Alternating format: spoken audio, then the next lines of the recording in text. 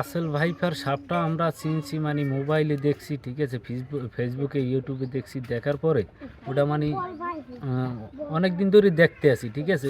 মানে বাস্তবে এটা আজকে সকালবেলা টয়লেটে যাওয়ার সময় মানে জালে বাজছে, মানে আমার দূর থেকে দেখে মানে ফোঁস ফোঁস শব্দ করছে, শব্দ করার পর আমি লক্ষ্য করছি যে ওটা রাসেল ভাইপার সাপের মতনই চিনে, হ্যাঁ।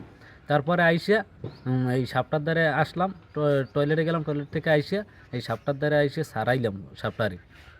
সাপটারে জালে মানে বাজাইনে ছিল পুরোটা, হ্যাঁ। তারপর টিনের 2 ব্যাগ মানে বাড়াই গেছে, অল্প একটু বাজাইনেছে। এই সময় মানে লাঠিতে চাপে ধরে সারাইয়া মানে ওই লাঠিতে চাপে ধরছে যে ওই মানে ফুটো হইয়া মুখের ভিতরে হানতে গেছে লাঠিটা। তাই ওই মানে ওই সময় আটকে গেছে মানে ওই লাঠির ভিতরে। আটকে যাওয়ার পর ওইটা লাঠির মাথায় করিয়া মানে সারাইয়ে রাস্তা লইয়ে উঠছে।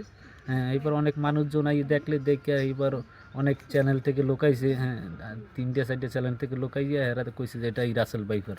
আমরা এই নিশ্চিতই যে এটা রাসেল ভাইপার।